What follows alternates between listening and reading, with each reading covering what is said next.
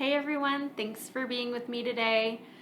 So, the last couple weeks we've talked about boundaries and unhealthy relationships, and again, really interesting to see how many people uh, kind of were, I guess that topic just resonated with a lot of people, those topics of boundaries and things. And really, really glad that a lot of people have been able to benefit from that and hear something in what I said that really helped them look at their own relationships and their own boundaries. And so, thank you again to those of you who reached out and talked to me about it. But again, it made me sad that so many people those are the topics that jumped out at people, and that just shows me that so many of us have dealt with or are currently dealing with unhealthy relationships, and that makes me sad. It's just that is a common theme for a lot of people, and I think I knew that, but kind of seeing how it's played out in the past couple of weeks in terms of the episodes and the feedback and the just the way that people have interacted with what I've said and put out there just made me kind of realize that even more. So it's upsetting that we have this in our lives, but I hope that, a lot of you are out there starting to try to look at things a little differently, make some changes in your relationship so that you can be happier and healthier. So, kind of transitioning into today's topic, in line with happy, healthy. So, completely different from what we've talked about in terms of other people and boundaries in the last couple of weeks, but this was more about internal happy, healthy boundaries. So, kind of maybe the best way to look at this is the way I've been looking at it is the constant need for entertainment. And I'll just tell you within myself, like, I don't know about you, but my phone is with me all the time, everywhere I go. I've got two of them. I got a work phone, I got a personal phone. And, my 10-year-old has a phone, obviously my husband has a phone. Like, we all have our phones. Everywhere you go, everywhere you look, people are in their phones and they're looking at them and they're scrolling. And for me, I decided I wanted to talk to you about this because we're talking about making decisions outwardly in relationships to be healthier. But then I started realizing how much time I was spending in my phone and how much time I was spending doing absolutely nothing important in my phone. Like nothing. I mean, yeah, if I have people reach out to me and I'm there responding or communicating with people, I think that's great. I do run a business, and so I am in my phone a lot to do work. I don't get to shut it off as easily as like a 9 to 5 because I am the owner and I do have other people that work here and I am responsible for that. So I'm in my phone a lot for work, but I am in my phone a lot for absolutely nothing, useful a lot of the time. And I'll be honest, like Facebook is a life suck. Instagram, TikTok, all of those. I don't use TikTok. I don't use Twitter. Those aren't my jam. But, Facebook is my go-to. Instagram a little bit. I don't understand it as well as Facebook. But Facebook, it's the habit. I don't have anything to do right now. Let me just open my phone and go to Facebook. And it's such a habit. I'm not even looking for anything.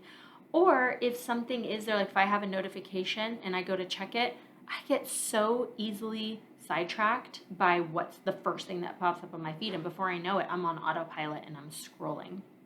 And that sucks. Like, it's such a waste of time and it doesn't do anything productive. It's a time filler. And you know what? There's a lot to be said about needing to just unwind and do something mindless and get into social media. And that's what, I think that's the draw is I don't have to think about anything serious. I can just sit here and scroll. And, we've had conversations about, if you see something that stresses you out or makes you feel bad about yourself, you need to evaluate if that's something you need to continue looking at. But that's not where I want to go with that today. Today, I'm going to more focusing on how do you spend your time, and is the way that you spend your time productive to not even just like productive and like, did you accomplish something, but like, did it feel good? Like what at the end of that, 5, 10, 30-minute scrolling session on Instagram or Facebook, what did you benefit personally? Did you feel better about yourself? And if so, great, keep it up. Enjoy it. It's mindless. Enjoy it. But if at the end of that you are feeling somehow worse, I just wasted time. I should have been doing all these other things, or that was such a way, like was irritated by half the stuff I was looking at, or I'm following people I don't even care about. Like if there is a negative there, you have to look at that. I do want you to evaluate your self-care, but also what I realized is my need for entertainment, right? I am not good with silence. I am not good with quiet. I've always got sound going. Years ago it was walk in the house, turn the TV on. Even if I'm not watching it, it just needs to be on. Now it's audiobooks and podcasts. I've always have my headphones in if there's no one, like if my family's not around, if everyone's out doing something else, or son's been dropped off at school, like I've got a podcast on or I've got an audiobook on. I don't do the silence. I don't know, I just don't enjoy it.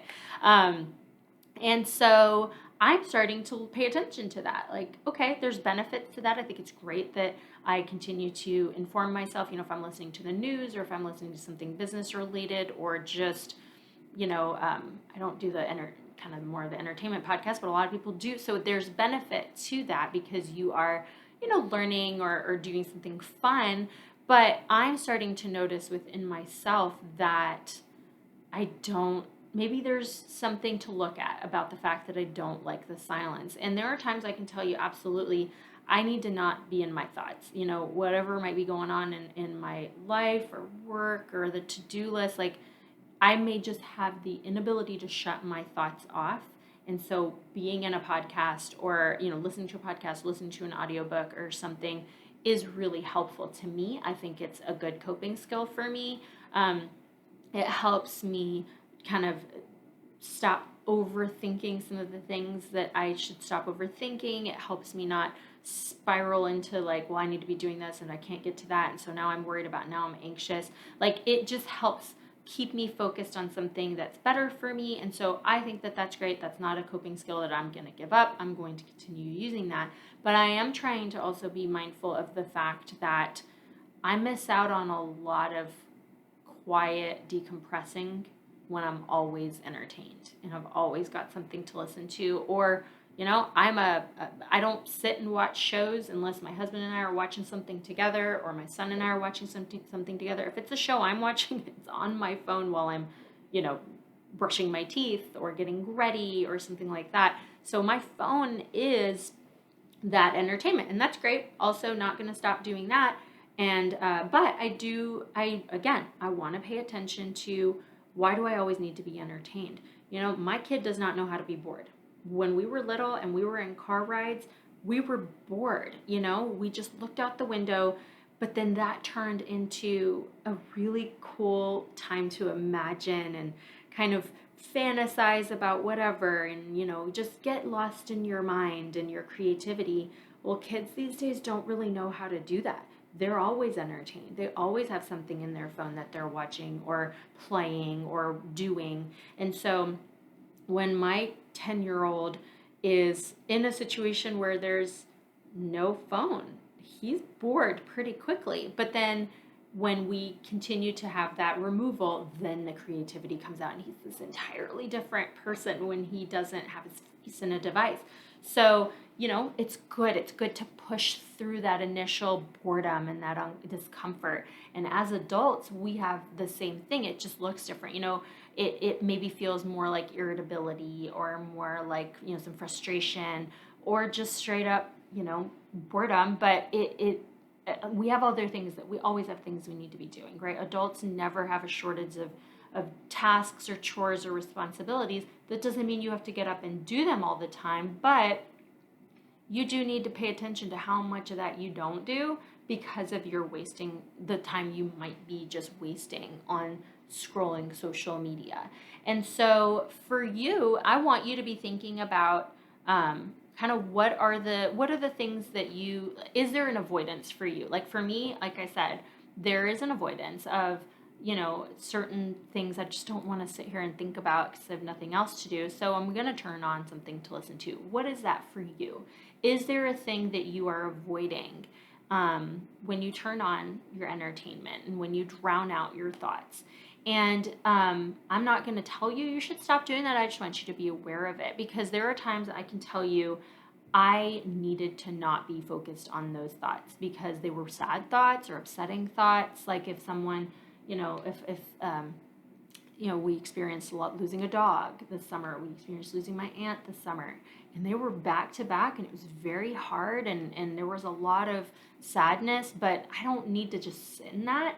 I'm grieving properly, or at the time was dealing with it properly, but I don't need to just think about that and nothing else. So, my devices were really helpful, and I would not trade that. I think that was really important for me because it kept me moving and doing all the things that still needed to be done, and nothing stopped. So what is it for you? Be mindful of it. Just make sure that because there are some people who don't handle the thing they're supposed to be handling, and they are purely in avoidance state, and they're only finding ways to escape it, and they don't deal with it, and that's not always healthy.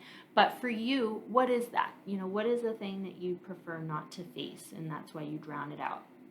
Sometimes it's actual responsibility at home, but I don't know about you, the time that I spend scrolling is usually taking away from time from something more important like family, and so that's why I've always tried to be very mindful of it. I feel like I do a pretty good job, but to be honest with you, I've been called out by my kid before where he's like, "Mommy, put your phone down." And that is an awful feeling. It makes me feel like the worst mom in the world. And if it hasn't happened too many times, but when it has happened, it's usually Facebook. It's nothing important. Now, it has happened a few times where I am actually working. I try to take the days that he's not in school during the year, like little holidays or Thanksgiving. I try to take those days off with him. But then I still have work I sometimes need to do, where I'm not seeing clients, but I have emails that are super important, billing stuff I have to handle. And if I'm in my phone, he might say, "Mommy, put your phone down." And that sucks. But sometimes I have to say, "Hey, I need 5 minutes to finish doing this, and then I'll get back with you." And I'll, he started telling me, "Mommy, be in the moment." And that was fun. Made me feel even worse. But I needed to hear it because there were definitely moments where I was choosing, actually, I don't think I was choosing. I was autopilot in my phone on Facebook because just what you do, I guess. I don't know. So I've worked a lot on that. I actually set a limit on my phone for Facebook, and I haven't even hit that limit because when it pops up and it tells me, "Hey, you have 10 minutes left for the day of Facebook," I'm like, cool, I don't need to do it anymore. It's just an awareness. I think I set like a 20-minute thing for myself in my settings of, like the time limit I want to spend on Facebook a day. And I haven't even hit it because I'm trying to be mindful. And you know what? If I go over it, I'm going to just deal with that. And maybe there are days where there is more going on at, work-wise. I'm on social media for posting something, whatever. But even then, I'm trying to be really mindful of when I pick it up and I autopilot, I'm trying to put it down and just do something else, be involved with my kiddo, with my husband, like just be in the moment. And I want that for you. I want you to, I'm kind of calling you out because I'm calling myself out. I don't know your situation. I'm not judging you by any means, but I am calling you out to say, do better. I need to do better. I'm working on doing better. I want you to work on doing better. And you know what? If that feels yucky to you, then that means that it's something you actually do need to feel better about or to do better about. Because when my kid called me out, it felt yucky because he was right.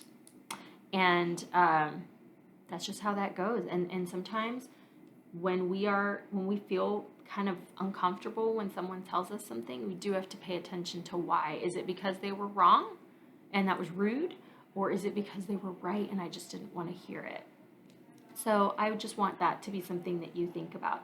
But then looking at it from a different perspective, something I'm also trying to do is be comfortable with the silence and be comfortable with not being entertained. It's almost like I need to reprogram my brain to just be quiet and be okay with quiet because it's go, go, go all the time, and we do live in a society, and this isn't new, but we live in a society that's very fast-paced, and we're always busy, and our kids are in sports, and we've got events with friends and all of that. We're not very still for very long. And some of that we can control and some of it we can't. Some of them, it's just, if you have your kids enrolled in sports and yeah, you're going where they're going and you're keeping up with their schedules and you're keeping up with your schedule. But if you can, I want you to practice just being calm and being quiet and maybe intentionally planning chunks of time, even if it's 5 minutes here and there or 30 minutes or whatever, where you have nothing to do but just sit there and be comfortable sitting there. And I'm not a meditator or yoga or anything like that, but I still think there's a lot of benefit to that mindfulness and being comfortable in your thoughts, being comfortable in your quiet. And I'll tell you, it's just the little things. It's instead of always having my phone in my back pocket, it's putting my phone down in that room over there and being able to walk into this room without it. So that if I'm standing, let's say I'm, in my son's room waiting for him to finish brushing his teeth so I can, say goodnight. Well, that would have been time that I would have been on my phone just waiting for him. And now instead, I'm trying to get in the habit of and I'm not perfect at it by any means. It's something I'm going to have to probably work on forever. But instead, I'm going to stand there and I'm going to see what he's doing, talk to him. He may be watching his phone. So maybe we both need to stop that. We both need to put that down. And hey, even through the brushing of the teeth, try to chit chat, or that can be time that I share something with him while he's brushing his teeth because he can't talk. Whatever, so before I want my kid to cut back on his autopilot. But before I can put that on him and start really implementing it, I need to do a better job. So I'm starting with myself. I'm working on breaking the autopilot habit. And then I can say, hey, look what I'm doing. I want you to do this with me. And even if you don't want to, you're going to, because I'm your mom. And I'm going to make you do what I think is best. So I'm going to explain to him why I did this and how it's helped me be more in the moment or just unplug. And that I know that benefits him. Today is a day where he's taking a break because he gave me attitude yesterday about just, I don't know what it was, but it was a definite, he's been plugged in a little too long and, the 10-year-old fun part was coming out. So I'm like, yeah, we're just not going to do that today. And this morning without his phone, he was awesome. We had so much fun. We were just laughing and joking and having conversation because we both unplugged. So you can do that. If you're not doing it, I want you to do it. I want you to work on it. And if you don't know what to do with that time, I'm sure you'll find something, because it's okay to be bored and it's okay to give your brain a chance to recover from constantly being inundated with content and stimulation, for external stimulation and stuff like that. Just give it a minute. It's going to take a minute to recover. You may be really bored for the first day or just kind of going through some kind of withdrawals from your technology, but give it some time and your brain will bounce back and you will discover that there are these other things that you used to love to do before you were in electronics. Maybe you like to journal or write or draw or paint or cross stitch or do woodworking or, crafts of any kind, or just exercise, walking, playing with your dog, whatever. There are things that you used to do before you were plugged into your phone. And I want you to find out what those are, because that is a part of self-care. There's huge therapeutic benefits to that. Just slowing it down. That's why when we talk about going on vacations in the mountains or in the forest or on the beach, and the goal is to just slow it down, to get away from the hustle and bustle of life and to be able to just decompress. But what we do instead is that we take our devices with us and then we just have more time for our devices because we're not at work or we're not in sports or all that. So, and that's not wrong. I think it's great. I could spend some time on Pinterest and just absorb all the fun creative things, but I also need to not. I need to be able to just put it down and make a decision that I'm going to let my brain take a break and recover and see, there's more to me than just the ability to function on autopilot. But if I don't turn that autopilot off, I'm not going to remember and rediscover what that is. And for you, I know I think of so many people that I know listen to this. which I appreciate, but I'm thinking of you and I'm thinking of everyone, people that I don't know, that we're just all similar in that sense, because just walk into any restaurant, any waiting room, anywhere, look just in a parking lot, people sitting in their cars, everyone's in their phone. We're all guilty of it. There's none of us are better than the others. We're all guilty of it. And so I'm just telling you what I've decided to try to work on for myself. I am not by any means going to tell you don't interact with your phone, no, I know I'm going to be in my phone. I'm just trying to be balanced. I'm going to look at Facebook, but I'm going to try to be balanced. I'm going to look at mindless things, but I'm going to try to be balanced. And that's all I'm encouraging you to do. Don't do anything crazy or drastic. I'm not telling you to delete all your stuff, but figure out how you can set a limit that helps you have a better life and a better relationship with your family. And a lot of the times I find in conversations I have with people is that people do spend more time in their social media than they do interacting with their kids or their family at the end of a long day. And yes, I get it. We want to sit and decompress after a long day, but you'll be surprised how much you can enjoy that time with your kid if you are giving them 100%. Because I don't know about you, but if I'm in my phone and I'm trying to read something and my kid's trying to talk to me, it frustrates me because I'm trying to focus and he's asking me to stop that. But what I then have to stop and punch myself for is, how rude is that? That I am frustrated because my child wants my attention. And instead I'm trying to be distracted over here. That's my fault. That's my problem. So if you're frustrated and irritable with your kids or your family, maybe there's a part of that that's your fault because you need to give them more attention. And I'm calling you out like I'm calling myself out. I'm not singling you out. I need to work on that. And I pride myself on being a really alert, plugged in, involved mom. I do. I'm proud of myself for that. But I also know that I always have room for growth. And I am working on that right now. And that's why I'm bringing this to you, because I'm not going to ask you to do something that I'm not also doing for myself, because that's hypocritical and I don't enjoy hypocrisy. So I'm working on this. See what this does for you. It may be difficult, if the habit is deep, but see what you can do. All right? So in the spirit of continuing to set boundaries and have self-care, this one's on you. Do this for yourself and see what you can do. All right. I hope you have a great rest of your day. Bye.